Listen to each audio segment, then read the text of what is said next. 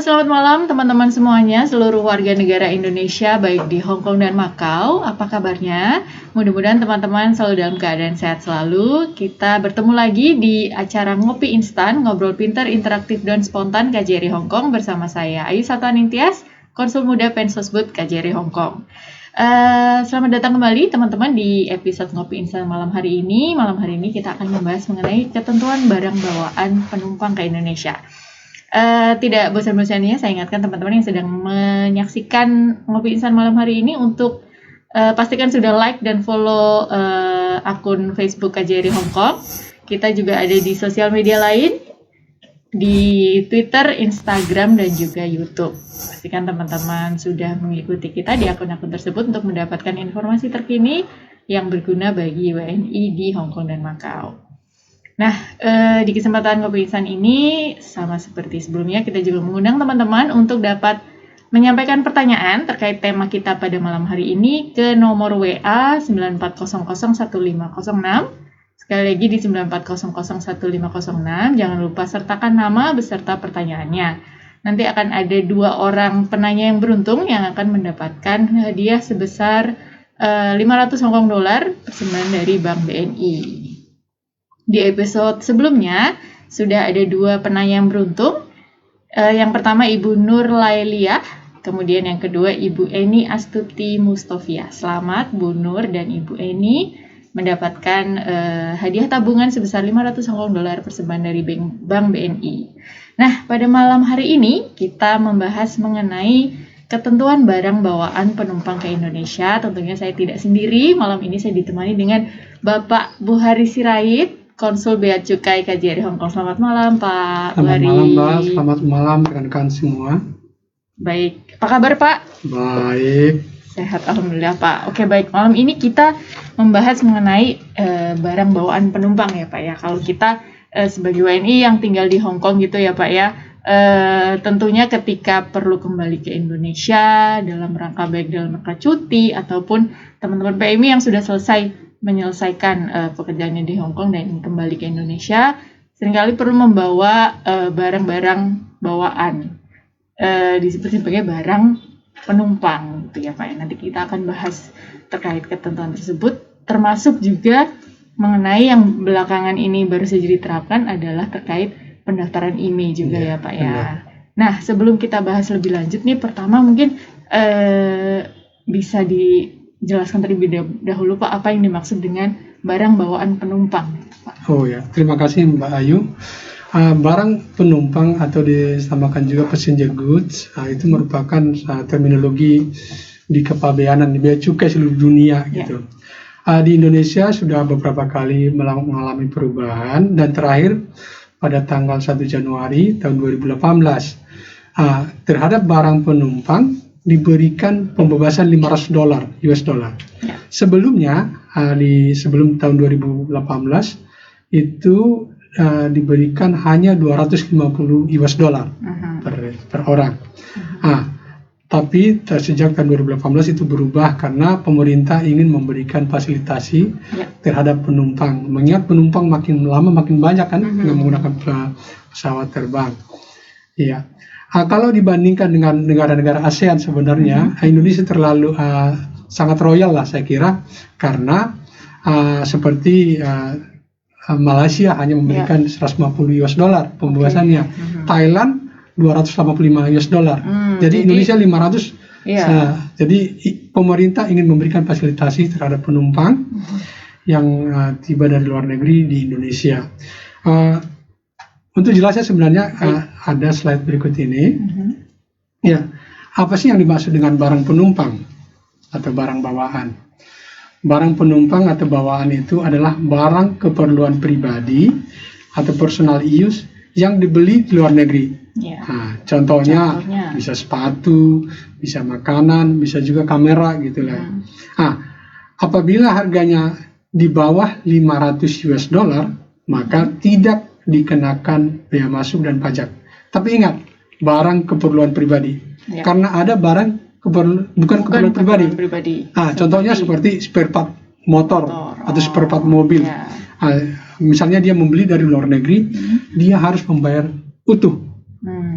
bea masuk dan ya. pajak dan tidak dikenakan pembebasan seperti itu, Mbak. Oke, malam ini kita hanya akan membahas mengenai barang penumpang atau bawaan, yang mana tadi barang pribadi ya Pak ya, barang keperluan pribadi. Oke. Baik.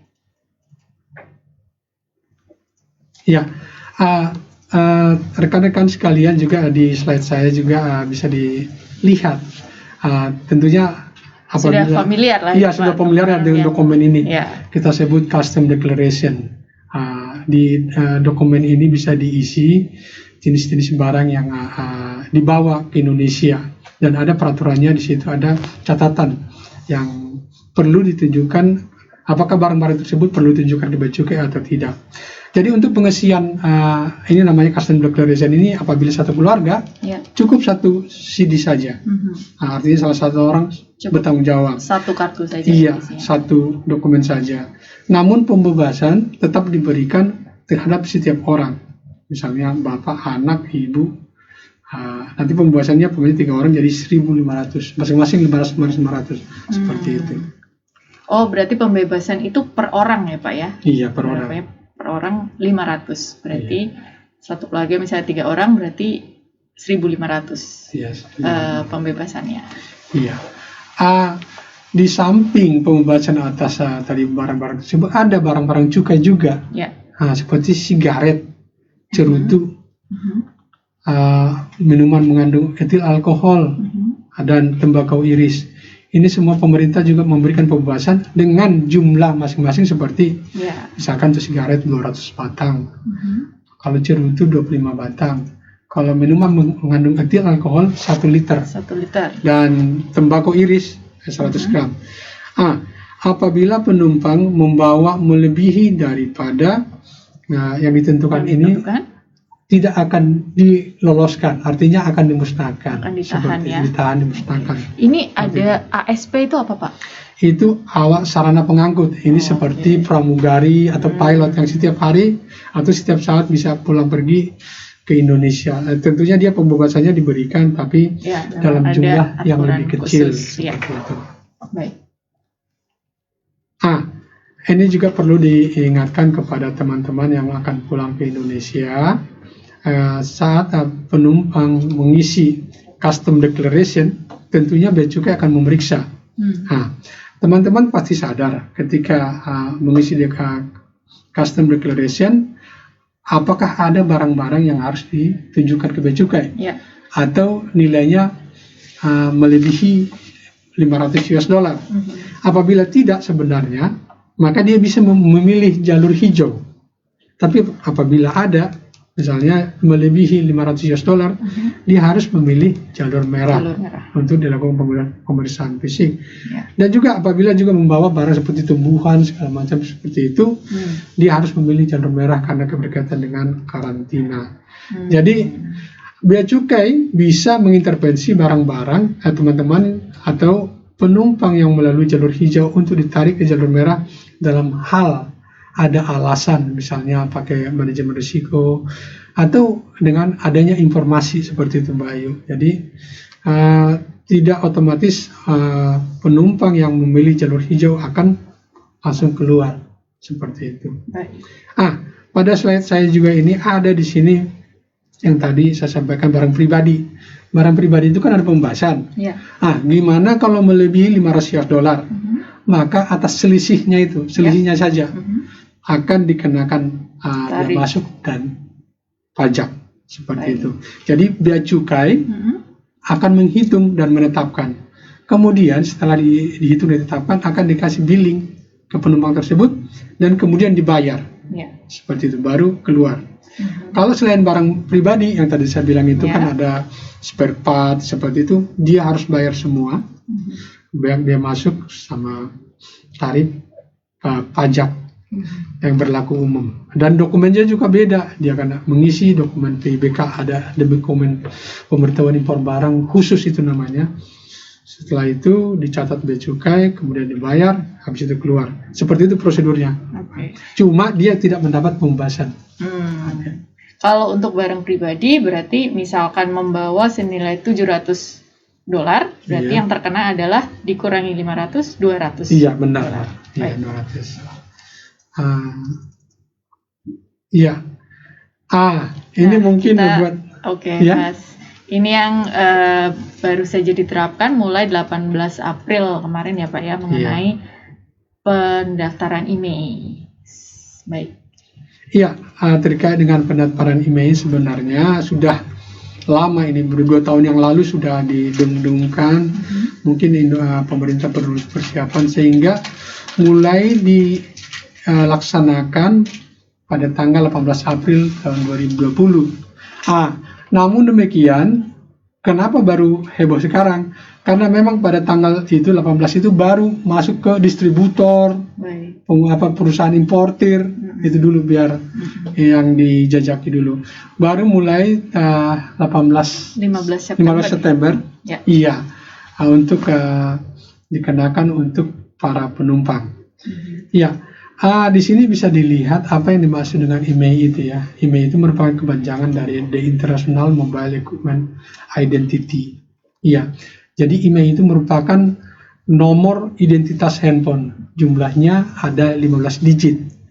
Letaknya bisa dilihat pada stiker warna perak atau pada kotak. Handphone juga ada. Ya. Dan juga ada di tempat baterai. Kalau memang baterai handphone lama ya. Kita bisa membuka baterai dan kita bisa lihat IMEI di situ. Atau jika sudah tidak ada kotaknya, mungkin bisa dilihatnya. Bisa dilihat pada handphone itu sendiri dengan mengetik bintang pagar 06 pagar pada keypadnya, dan automatically nanti akan muncul IMEI dari handphone tersebut. Ini tergantung handphonenya kan. Handphone kan ada dua kartu, ada satu kartu. Yang 2 kartu tentunya IMEI-nya ada 2. Yang 1 kartu IMEI-nya 1 seperti itu. Kenapa IMEI ini perlu dikendalikan? Itu sebenarnya yang perlu kita ketahui, bahwa selama ini bahwa ada 10 juta unit per tahun dimasukkan ilegal dari luar penyelundupan. Ada 10 juta yang tidak didaftarkan, dan juga ada dari barang penumpang juga. Sebenarnya ini hanya untuk membatasi yang ilegal ini aja sebenarnya, makanya perlu dikembalikan. Karena dari sisi penumpang sih sebenarnya jumlahnya tidak signifikan. Dari itu maka ada kerugian negara potensinya sekitar 2,8 triliun dari setiap tahun seperti itu. Satu hal lagi, alasannya mengapa dikendalikan adalah industri HP dalam negeri sulit berkembang. Kenapa? Karena industri HP dalam negeri akan sulit bersaing karena dia membayar pajak. Sementara yang ilegal itu, yang dari luar, yang celundupan, dia tidak membayar pajak. Artinya harganya lebih murah daripada yang lokal. Itu yang membuat perlu dikendalikan IMEI ini seperti itu. Tujuannya dengan ada pendaftaran IMEI ini untuk mengurangi penyelundupan tentunya mendorong industri handphone yang terakhir meningkatkan kepatuhan masyarakat di bidang perpajakan. Artinya masyarakat akan sadar bahwa setiap barang yang dimiliki yang secara undang-undang harus dikenakan pajak harus dilaporkan, seperti itu mungkin, Mbak. Baik. Iya. Nah, bagaimana nih Pak mengetahui IMEI-nya apakah sudah terdaftar atau belum? Ini kita bisa mengunjungi situs ini ya Pak ya. Iya, benar. imei.kemenperin.go.id atau bacp.go.id. Simpel saja sebetulnya Pak ya. Iya. Bisa langsung dicek. Iya, tadi sudah tahu cara melihat IMEI-nya, kemudian masukkan 15 digit tadi ke kotak yang telah ditentukan. Dan di situ akan dapat diketahui bahwa handphone tersebut apakah IMEI-nya terdaftar atau belum. Kalau belum terdaftar, harus didaftarkan, Mbak. Betul. Iya. Perlu diketahui juga buat teman-teman yang di Hong Kong dan Macau, pendaftaran IMEI itu boleh melalui 2 cara ini. Barang bawaan atau barang penumpang tadi yang dibawa, daftarkan sendiri, atau bisa juga melalui kiriman pos atau jasa pengiriman lainnya. Pada jasa pengiriman pos atau jasa pengiriman lainnya itu, petugas pos atau petugas pengiriman akan mendaftarkan. Oke. mewakili dari yang mengirim barang seperti itu, Mbak. Berarti apabila mengirimkan handphone menggunakan jasa kiriman itu serta kurir itu, yang akan mendaftarkan adalah perusahaan pengiriman. Iya, Oke, benar. Seperti itu, Mbak. Seperti juga misalkan dari Indonesia membeli handphone di luar negeri dikirim, itu berarti yang mendaftarkan akan menjadi tanggung jawab dari perusahaan pengiriman itu juga. Iya, benar, Mbak. Ini buat teman-teman. Ini alurnya ya Pak ya? Iya, buat teman-teman warga WNI di Indonesia yang berencana pulang ke Indonesia, mungkin selesai bekerja di sini, atau mungkin juga membawa handphone buat saudaranya, ya, atau juga mungkin cuti gitu beberapa saat di Indonesia. Tentunya ada khusus untuk yang tetap dan mungkin memberikan handphone buat saudara sebagai dia dapat mengikuti jalur ini. Kami menyarankan penumpang yang ingin mendaftarkan emailnya lebih baik diisi di saat keberangkatan, karena dia sudah mengetahui, sudah mendapat boarding pass, dan nanti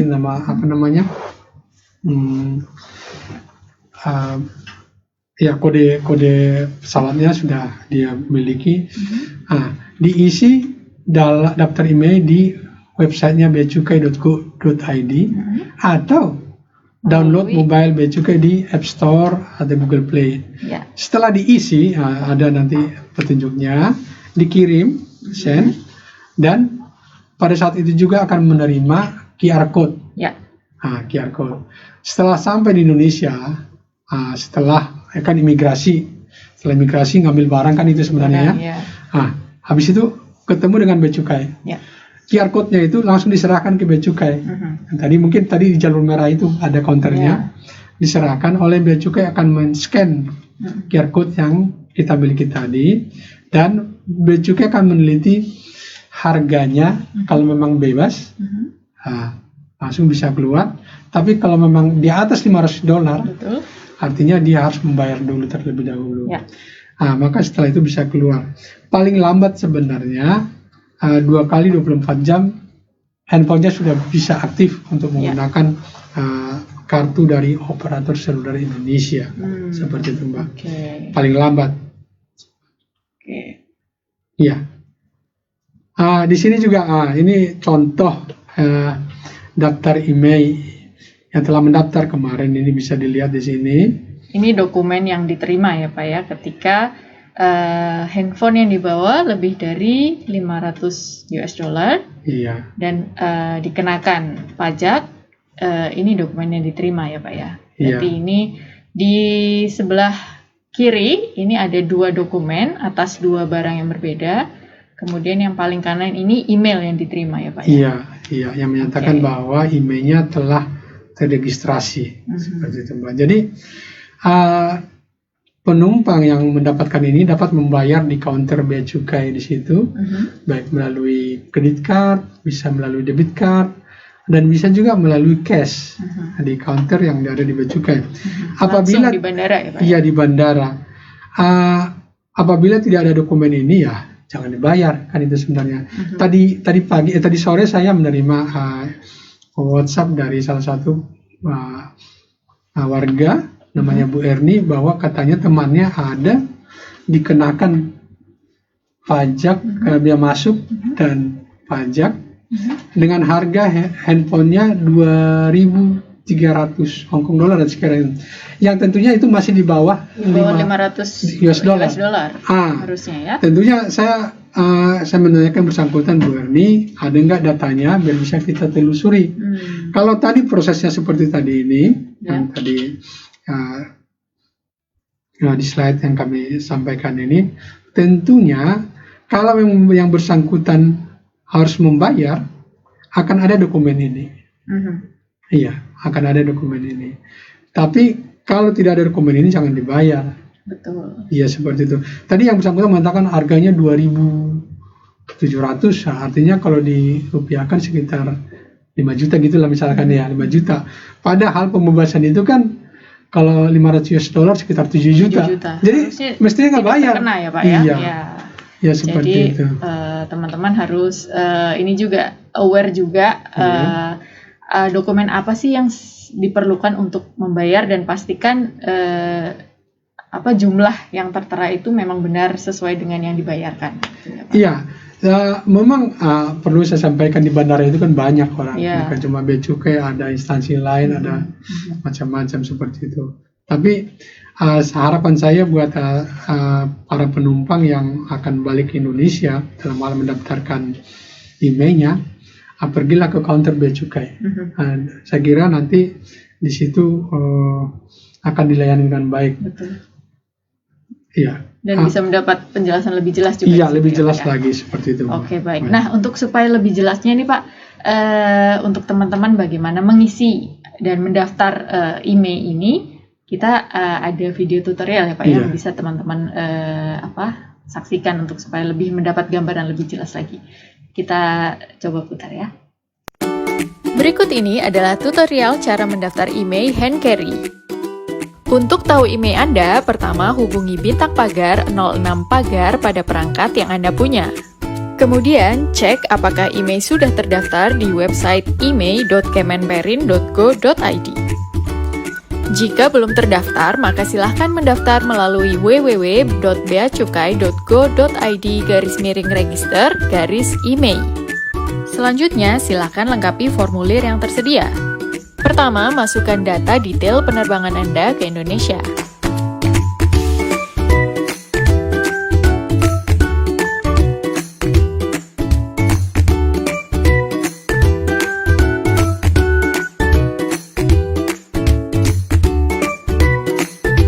Selanjutnya, masukkan nomor identitas, nama lengkap, dan juga kebangsaan.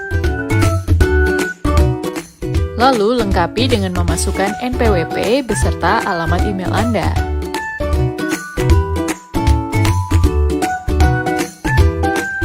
Lalu lanjutkan dengan mengisikan detail perangkat yang Anda bawa pada kolom yang tersedia.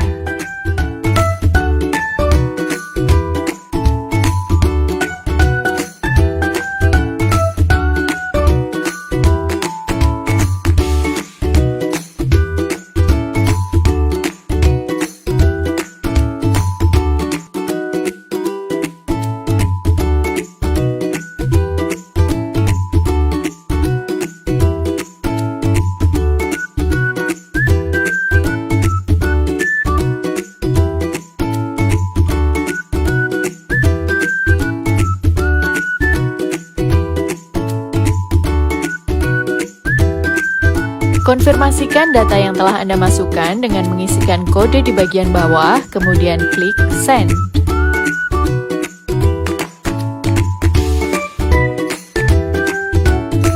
Dengan demikian, Anda telah selesai mendaftarkan email perangkat yang Anda punya. Simpanlah QR Code yang Anda dapatkan untuk kemudian ditunjukkan kepada petugas pabean.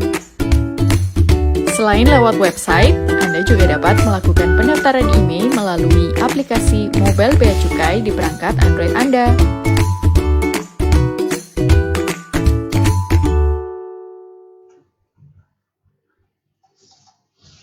Ya, mudah sekali ya Pak ya. Tadi ketika sudah melihat bagaimana cara mendaftarkan emailnya. Nah, untuk lebih jelasnya lagi nih Pak, mungkin kita perlu juga ada cerita pengalaman bagaimana ketika sudah sampai ke Indonesia ya Pak ya. Nah, kita juga sudah ada koresponden ini yang di Jakarta yang kemarin baru saja tiba di Jakarta dan membawa barang bawaan berupa handphone. Kita pengen tahu bagaimana pengalamannya begitu ya Pak ya ketika di bandara. Mungkin kita bisa hubungi melalui telepon dan kita akan loudspeaker untuk kita bisa ngobrol bareng nih bagaimana pengalaman beliau ini. Kita akan tersambung dengan Ibu Adel yang akan share pengalamannya bersama kita malam hari ini.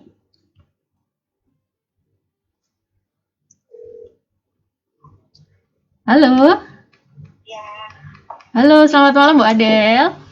Selamat malam. Gimana? Ada yang bisa dibantu? Bu Adel, ini Ya. Bu, jadi kemarin kan Ibu Adel membawa pulang ke Indonesia barang bawaan berupa handphone ya Bu ya. Ya, Kemudian betul. pastinya terkena ketentuan baru, yakni pendaftaran IMEI dan juga dikenakan pajak ya Bu ya atas handphone yang dibawa. Mungkin bisa benar. di-share, ini kita live bersama di Ngopi Instan Bu, supaya kita tahu gambarannya. Mungkin boleh di-share Bu pengalamannya, bagaimana membawa barang bawaan handphone ke Indonesia dan bagaimana pengalaman ketika bersama petugas bea cukai di Bandara Jakarta Bu. Ya, oke. Terima kasih Mbak Ayu. Ya, jadi kemarin itu saya kebetulan dari Hong Kong ke Jakarta. Nah, saya membawa 1 unit handphone.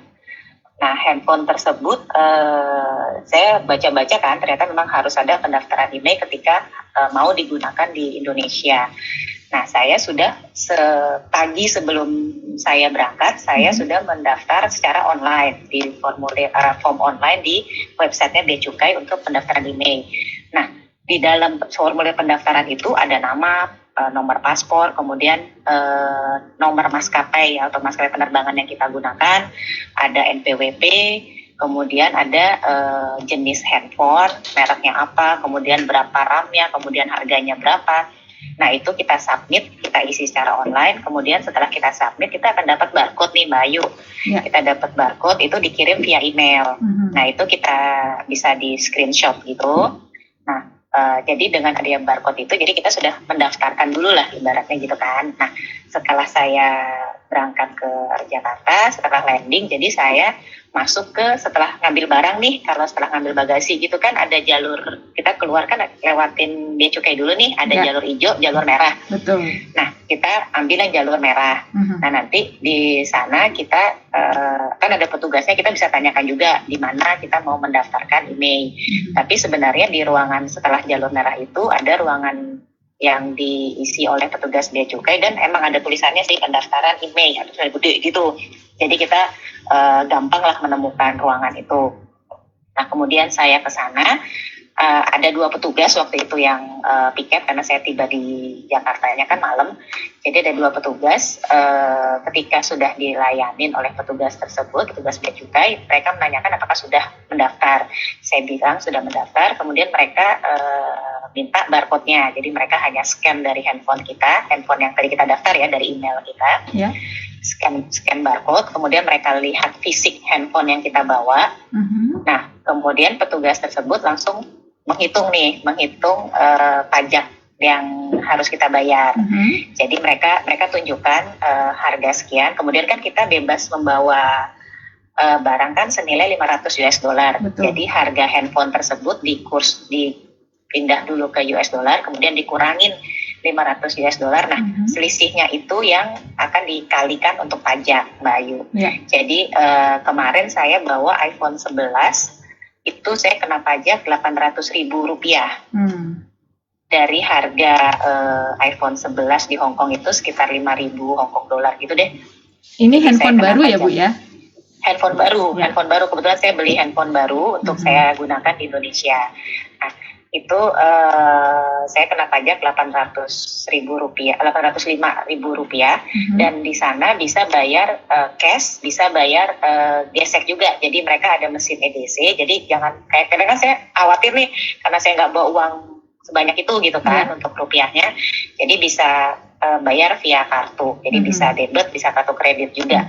Nah, setelah dari situ kita dapat email juga bahwa handphone Anda jenis ini sudah terdaftar IMEI-nya. Kemudian dapat lembaran juga, dapat dokumen lembaran surat gitulah bahwa kita sudah membayar dan lain sebagainya. Dan prosesnya kemarin sih setelah dilayani mungkin sekitar 7 menitan gitu deh. 5-7 menit karena kan kebetulan kemarin juga cuma 1 antrian sih yang sebelum saya. Paling setelah itu selesai udah kita bisa keluar dari bandara seperti biasa. Oke, baik. Jadi relatif mudah dan cepat ya Bu ya? Ya, mudah dan cepat, dan dari petugas bea cukainya juga sudah menyampaikannya dengan ketika kita bertanya berapa, mereka langsung menunjukkan hitungannya sih. Jadi mereka langsung ada form hitungannya, jadi mereka kasih tahu ketika mereka input misalnya harga handphone sekian, mereka langsung muncul kan, kena pajaknya sekian, kena ini sekian, kayak gitu sih. Baik. Dan enaknya karena bisa pakai kartu ya bayarnya, jadi nggak perlu jadi lebih khawatir praktis. kalau lupa. Iya, kalau misalnya nggak bawa banyak rupiah ketika pulang bisa debit gitu atau kartu kredit. Dari segi tanda dan tulisan semuanya juga jelas ya Bu ya? Jelas, ada petunjuknya sih pendaftaran email di sebelum ruangan di depan ruangan bea cukai itu. Tapi kan tentunya di situ juga banyak petugas bea cukai ya di jalur merah itu juga bisa menanyakan sih, mereka akan mengarahkan juga. Dan relatif cepat sih, sekitar 5 menit sampai 7 menit lah ketika sudah dilayanin ya. Oke. Gitu. Baik, terima kasih Ibu Adel atas share informasinya. Ini jadi lebih mencerahkan lagi, mudah-mudahan untuk teman-teman semua juga. Terima kasih Bu, selamat malam. Ya, malam Mbak Ayu. Ya, itu tadi ya Pak ya. Jadi pengalamannya tergolong cepat dan mudah dari gambaran yang disampaikan Bu Adel tadi ya Pak ya. Iya. Tentunya mungkin penumpang bisa mendengar tadi ada yang disampaikan oleh Bu Adel tadi sebagai nanti pengalaman ketika akan balik ke Indonesia seperti itu, Bu. Betul. Oke. Baik, selanjutnya kita bahas mengenai apabila lupa mendaftarkan IMEI Pak, sudah terlanjur di Bandara Jakarta dan lupa untuk tidak mendaftarkan IMEI, bagaimana Pak? Iya, ini mungkin harus kita ingat teman-teman bahwa ketika sampai di bandara jangan sampai lupa untuk mendaftarkan handphonenya IMEI-nya di counter bea cukai. Tadi ada saya punya slide juga bisa kita lihat di situ. Ya, di sini. Jadi rekan-rekan penumpang apabila lupa mendaftarkan emailnya di bandara, pemerintah memberikan batas waktu daftar maksimal 60 hari setelah kedatangan. Jadi dapat mendaftar di seluruh kantor bea cukai terdekat domisili dengan membawa handphone dan asli paspor, dilampiri tiket dan atau boarding pass. Dan maksimum yang bisa didaftarkan hanya 2 hanya 2 unit. Namun demikian ada bedanya dengan yang tadi di bandara. Kalau di bandara dapat pembebasan $500, kalau pembayaran karena lupa, dia kan tidak mendapat pembebasan $500. Jadi handphone pajaknya, biaya masuknya, PPh-nya itu harus bayar utuh, tidak ada diskon, seperti itu Mbak. Jadi memang lebih baik daftarkan sebelum keberangkatan ataupun waktu tiba di bandara juga masih bisa. Masih bisa sebenarnya. Iya. Oke, baik. Kita materi mungkin sampai sini dulu ya Pak ya. Iya. Sepertinya sudah banyak pertanyaan yang masuk Pak dari teman-teman nih. Kita bisa bahas satu-satu mungkin ya Pak ya. Mungkin bisa ditampilkan pertanyaan pertama.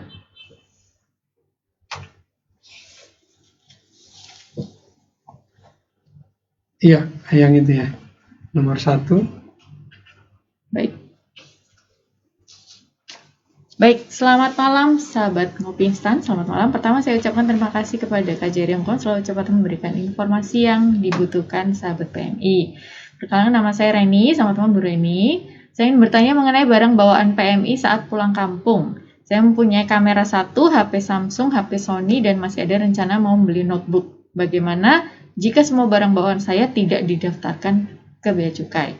Apakah masih bisa dipakai HP dan kameranya? Ya, terima kasih Bu Reni ya, Mbak Reni ya, atas pertanyaannya.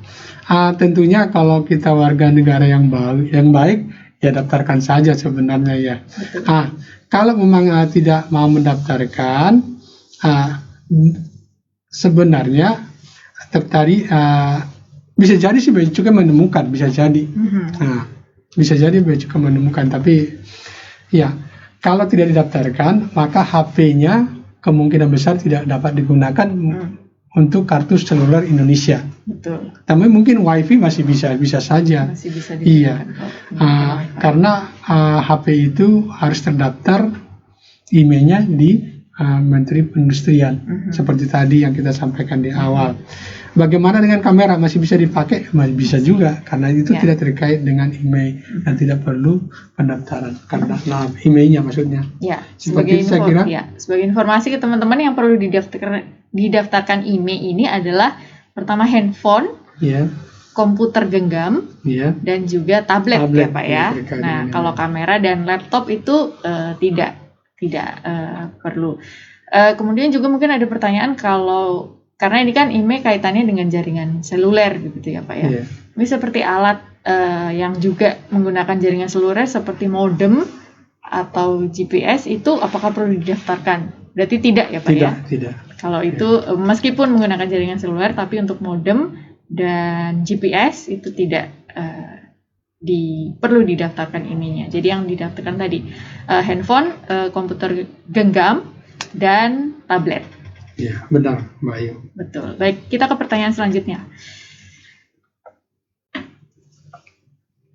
Oke, selamat malam. Saya Sulis. Mau tanya apakah membawa buah dari Hong Kong ke Indonesia naik pesawat dikenakan bea cukai dan berapa banyak serta batasannya supaya tidak dikenakan bea cukai. Oke, Pak. Terima kasih Mbak Sulis atas pertanyaannya terkait dengan membawa buah dari Hong Kong ke Indonesia. Ya, kalau bicara batasan sebenarnya, ya itu tadi di awal dikatakan bahwa barang penumpang itu adalah untuk keperluan pribadi, personal use. Jadi sepanjang itu untuk keperluan diri sendiri, bukan untuk jualan, ya bukan untuk jualan ya, itu boleh-boleh saja dibawa ke Indonesia. Tentunya dengan harganya kan ada batasannya biar jangan kena bea masuk, yaitu $500 seperti itu. Berarti kalau membawa buah sebanyak lebih dari $500, tentunya itu bukan untuk keperluan pribadi ya Pak ya. Bisa juga. Kalau untuk barang dagangan dijual, tentunya tidak bisa. Baik. Seperti itu. Oke, kita ke pertanyaan selanjutnya lagi nih. Kita setelah ini akan bahas pertanyaan terus saja ya Pak ya, supaya teman-teman bisa lebih jelas lagi menyampaikan permasalahan terkait ini.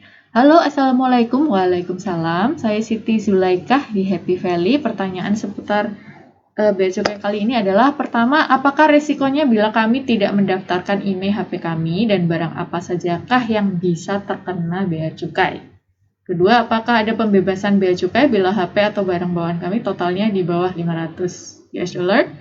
Ketiga, untuk logam mulia, emas, perhiasan, apakah bea cukainya juga dan apakah bea cukainya mungkin terkena dan berapa batas minimal per orangnya? Baik, yang pertama resiko untuk tidak mendaftarkan IMEI HP, Pak. Iya, terima kasih ya Mbak Siti atas pertanyaan saya. Bahwa apabila tidak daftarkan HP-nya, tentunya Mbak Siti balik ke Indonesia dan menetap. Tentunya nanti handphonenya Mbak Siti itu tidak bisa menggunakan kartu telepon seluler Indonesia. Karena tidak terdaftar IMEI-nya. Itu sebenarnya risikonya. Handphonenya tidak dapat menggunakan kartu Indonesia. Nomor 2, apakah ada pembebasan bea cukai atas barang dengan total di bawah? Iya.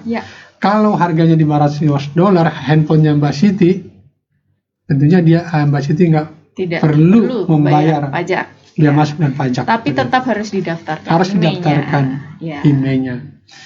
Yang berikutnya pertanyaan Mbak Siti adalah untuk logam mulia emas perhiasan. Apakah ada bea cukainya juga dan berapa batas minimalnya? Ya, ini kan bisa kita katakan barang pribadi ya, bukan jualan ya. Kita konteksnya ini tetap barang pribadi bukan jualan. Tentunya ini ada bea masuknya dan pajaknya. Jadi apabila dibeli, dilaporkan, nanti bea cukai akan menghitung berapa bea masuk dan PPh sama PPN-nya seperti itu. Khusus untuk barang kiriman, barang penumpang itu flat sebenarnya, bea masuknya 10%. Oke. Iya. Dan emas juga tadi asal di bawah $500 berarti tidak perlu terkena, bayar. Iya, seperti itu. Jadi disamakan dengan barang apa saja gitu. Ya. Oke, baik. Kita ke pertanyaan selanjutnya.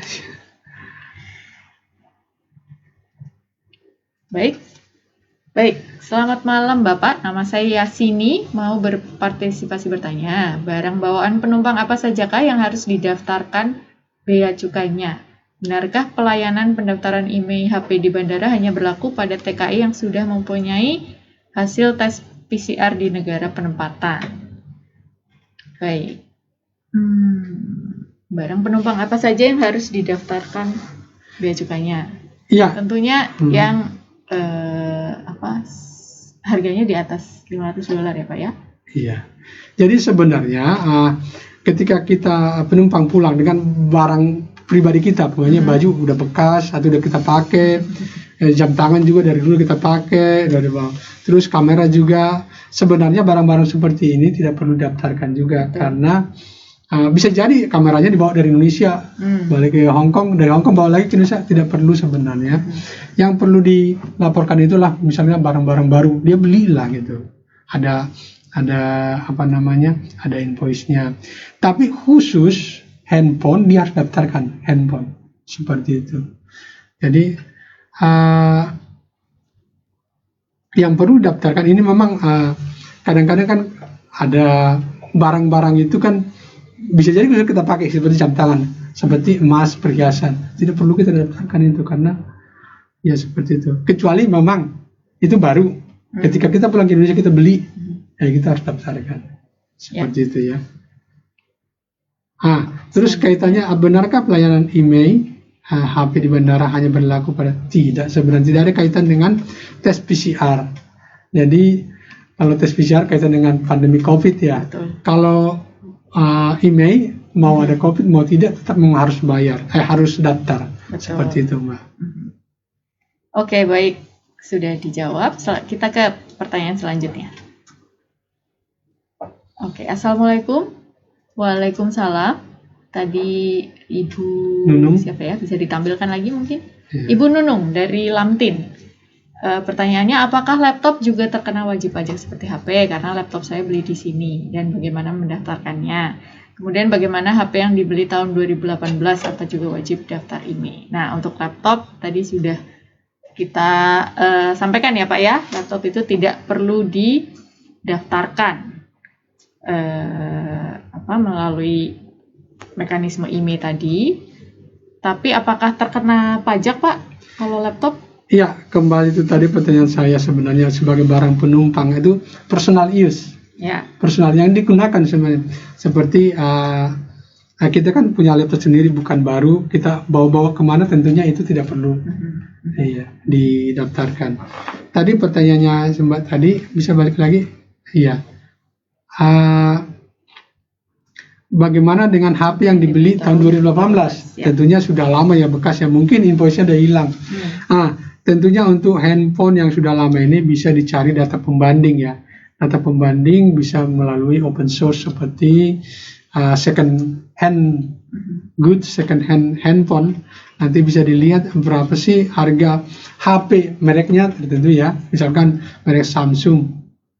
Iya, merek Samsung. Jadi ke tempat-tempat website yang menggunakan menjual barang bekas. Dilihatlah merek handphonenya dan tahunnya. Tentunya saya kira banyak bisa kita dapatkan harga pembanding di internet.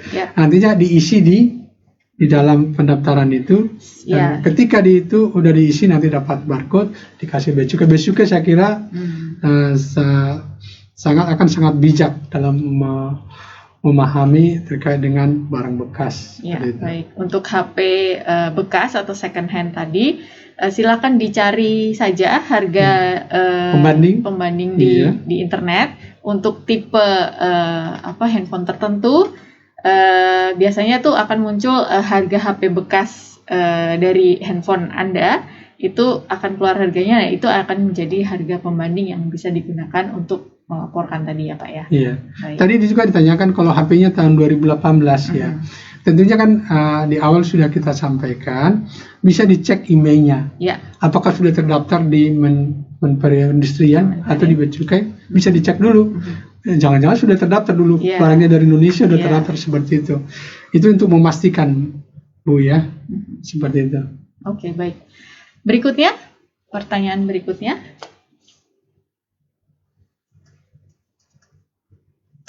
Baik, selamat malam Kak, saya Wijayanti. Selamat malam Bu Wijayanti dari Syatauko. Mau tanya, misal kita membawa HP 2, itu nanti hitungannya dijadikan 1 jadi 500 USD atau dihitung per item di bawah 500 USD, dan 500 USD kira-kira berapa HKD ya? Terima kasih jawabannya. Iya, tentunya dua-duanya dihitung mendapatkan pembebasan gitu. Jadi tetap batasannya 500 US dollar. 500 US dollar itu per orang ya Pak ya. Jadi ketika seseorang itu membawa 2 HP berarti total dari 2 HP itu tetap 500 USD. Iya, mau bawa 1, mau bawa 2 tetap batasannya 500 US dollar. Kalau ditanya berapa 500 dollar itu berapa Hongkong ID?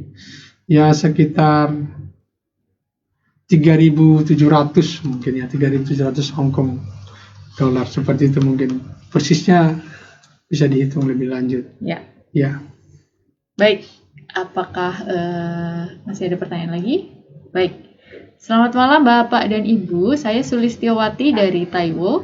Ingin menanyakan apakah boleh kita pulang dari Hong Kong membawa HP lebih dari 4.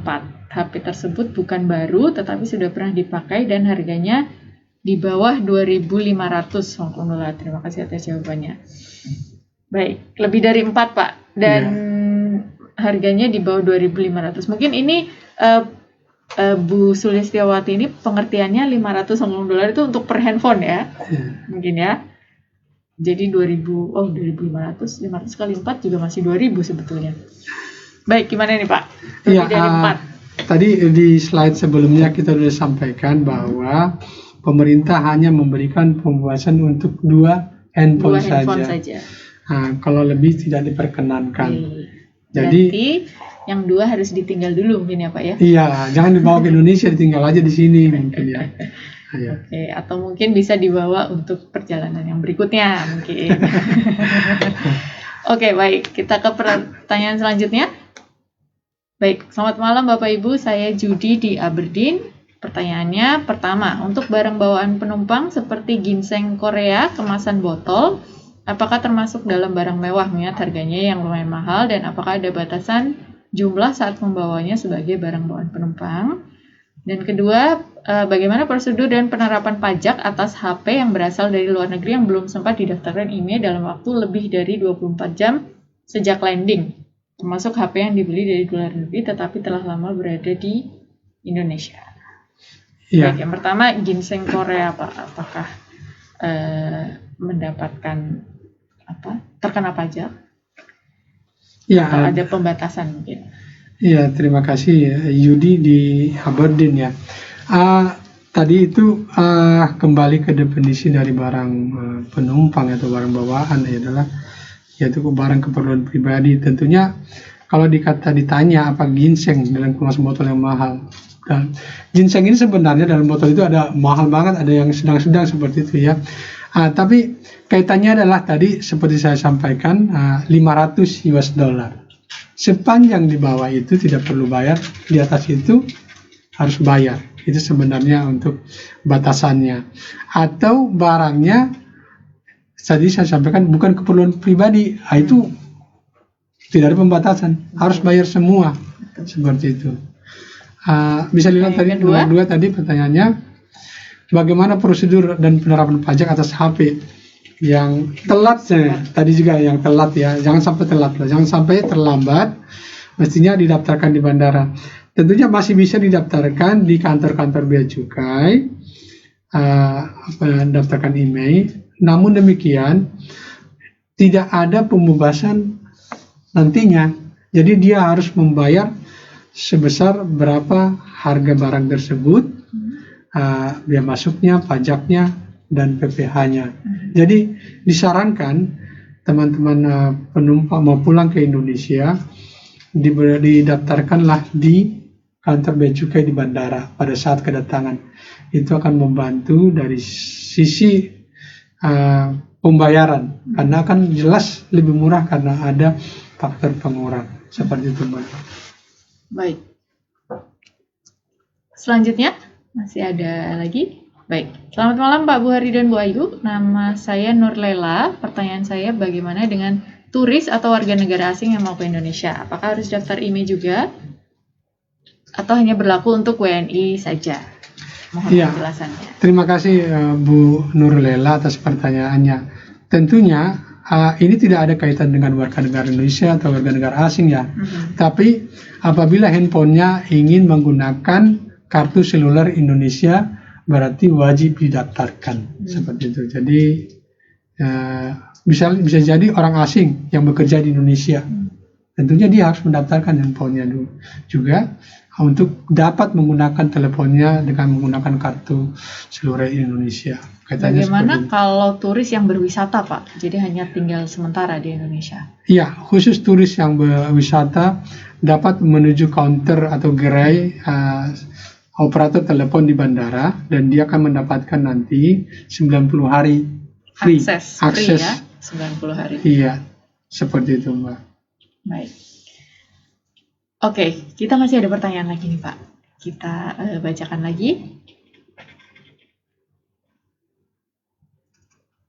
Baik, Assalamualaikum. Waalaikumsalam. Selamat malam, saya Kasih dari Home. Baik, Bu Kasih. Saya mau menanyakan apa alasan pemerintah mengadakan pengecekan IMEI handphone dari luar negeri?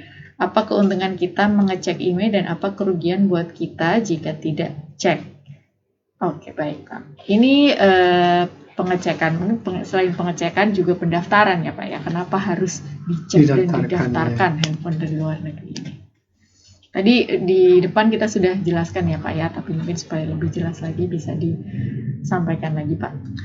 Iya, sebenarnya alasannya mengapa harus melakukan pendaftaran IMEI atas handphone dari luar negeri ke Indonesia. Karena memang tadi sudah kami sampaikan bahwa selama ini di Indonesia beredar handphone ilegal ada 10 juta per tahun yang tidak didaftarkan. Artinya masuknya ke Indonesia bisa jadi melalui jalur ilegal. Untuk itu, di samping itu, untuk itu pemerintah ada kerugian sebenarnya dari sisi penerimaan pajak. Tadi sudah sampaikan ada sekitar 2,8 triliun ya, karena tidak membayar pajak karena handphone itu kan harus dari luar dan dari dalam juga harus bayar pajak. PPh, PPN, biaya masuk sih nol ya, seperti itu. Tapi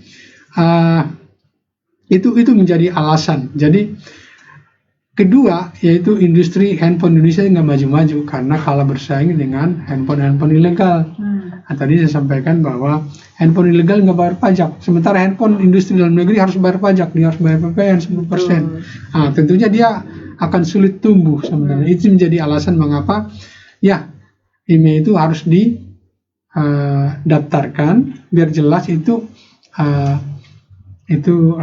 benar-benar merupakan legal atau tidak. Tapi khusus untuk barang penumpang jadi ikutkan di sini Mbak. Sebenarnya dari sisi jumlah tidak banyak dibanding yang ilegal itu.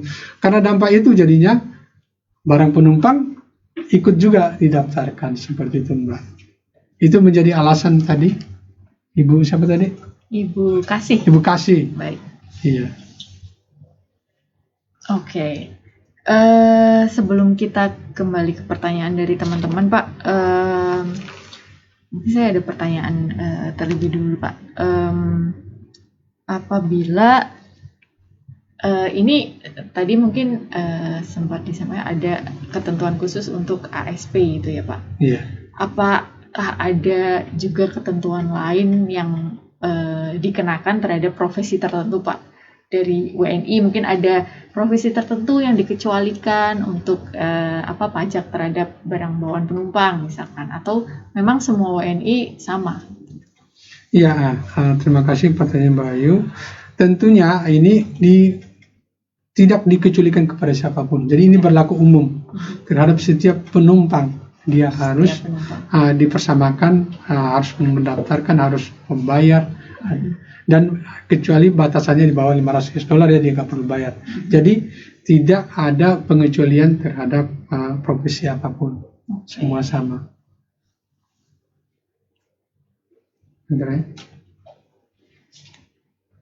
Oke, kita bisa bacakan pertanyaan lagi Pak? Iya.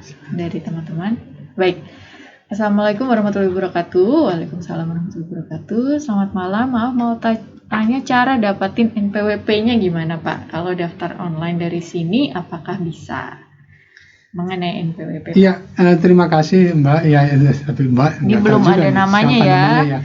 Ya, pendaftaran NPWP saat ini sudah bisa dilakukan secara online. Nanti coba Mbak nanti ke DJP www.djp.pajak.go.id nanti bisa dilihat bagaimana terkait dengan pendaftaran NPWP secara online.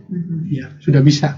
Ya, sudah mudah karena tadi untuk pajak sendiri ada perbedaan ya Pak ya untuk pemegang NPWP dan non NPWP.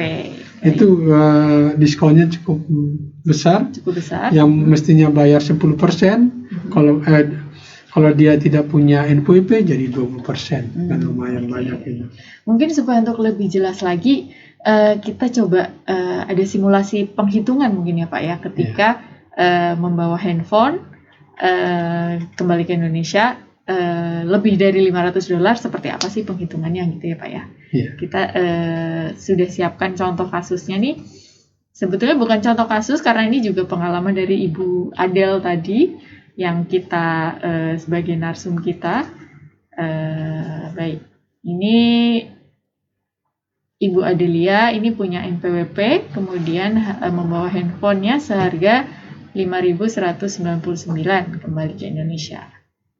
Dan ini adalah rincian dari pungutan pajak yang dibayarkan. Tadi totalnya adalah 805.000 ya Pak ya? Iya.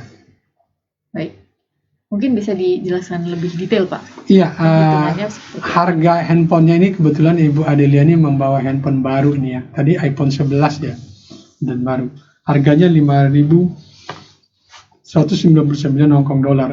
Kalau di USD kan atau kalau di konversi menjadi dolar Amerika menjadi 670,68 dolar. Sementara pembebasan yang diberikan untuk barang penumpang adalah $500. Jadi berapa sih yang dibayar? Yang dibayar hanya selisih. Betul. Selisihnya yaitu 670,8 US dollar itu harga handphonenya, dikurangi $500 sebagai pembebasan.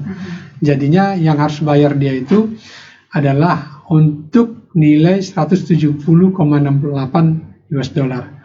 Bila kurs USD ke Indonesia rupiah 14.705,88, maka penghitungan biaya masuknya bisa dilihat di bawah ini 10% kali nilai tadi selisih tadi. Jadi dia bayar 251.000. Kemudian PPN-nya 10% kali nilai selisih tadi ditambah nilai biaya masuk. Nah, ini rumusnya. Nilai selisih tadi ditambah biaya masuk, akhirnya dia bayar PPN 277.000. Demikian juga PPH, karena kebetulan dia punya NPWP, maka tarifnya juga jadi 10%. Kalau dia tidak punya NPWP, maka 20%. Sehingga pungutan PPH-nya menjadi Rp277.000. Jadi setelah dijumlah bea masuk, PPN impor, PPH impor, maka total pungutan yang harus dibayar oleh Ibu Adelia adalah Rp800.005 seperti itu. Ya, ini dia contoh penghitungan pajaknya. Real ini dengan contoh harga handphone baru sebesar 5.199 Hong Kong dollar dikenakan pungutan sebesar 805.000. Baik, kita kurang lebih 1 jam sudah ngobrol banyak nih Pak terkait barang bawaan penumpang ke Indonesia, juga terkait pendaftaran email juga kita sudah ngobrol panjang. Mudah-mudahan teman-teman semua sudah jelas. Tadi pertanyaan juga sudah kita terima, sudah lumayan banyak. Pertanyaan lain yang belum sempat terjawab nanti kita akan jawab secara personal ke nomor WA teman-teman sekalian yang menyampaikan pertanyaan. Untuk saat ini kita cukup sekian Pak Ngopi Insan kita pada malam hari ini. Mungkin ada pesan terakhir Pak ke teman-teman semua Pak.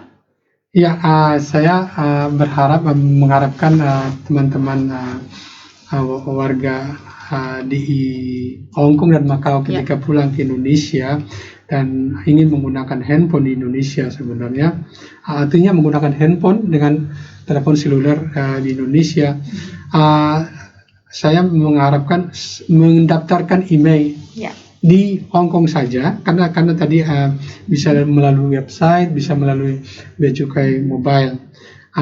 Dengan itu nanti setelah diisi nanti daftarkan di Indonesia. Tentunya itu biar lebih memudahkan di Indonesia, karena kan ketika sampai di bandara di sana kan repot membawa barang segala macam. Harus daftar dulu. Iya, asalkan sudah punya boarding pass, sudah ada nomornya, pesawatnya dan tanggalnya, bisa langsung didaftarkan, Pak. Iya, seperti itu. Saja, Mbak. Baik. Ada lagi, Pak, mungkin tambahannya? Bahwa peraturan ini mulai berlaku sebenarnya tadi sampaikan itu 18 April, tapi belakangan ini baru jadi jadi isu yang hangat sejak 15 September. Iya, jadi itu mungkin jangan sampai lupa ketika mau pulang ke Indonesia, silakan register untuk warga negara Indonesia dan warga negara asing juga. Betul, karena memang ini berlaku untuk semua orang yang datang ke Indonesia dan akan menggunakan telepon genggam dan komputer genggam dan juga tabletnya. Jika akan menggunakan jaringan operator di Indonesia, perlu mendaftarkan emailnya. Baik, terima kasih sekali Pak Buhari atas waktunya dan juga penjelasannya atas topik kita pada malam hari ini. Mudah-mudahan teman-teman semua mendapatkan informasi yang lengkap. Kami dari tim Ngopi Instan juga menyampaikan terima kasih sebesar-besarnya kepada teman-teman yang sudah menyaksikan Ngopi Instan pada malam hari ini. Tentunya sampai ketemu lagi di episode Ngopi Instan berikutnya dengan tema-tema lain yang lebih menarik dan bermanfaat untuk kita semua. Terima kasih teman-teman semua. Selamat.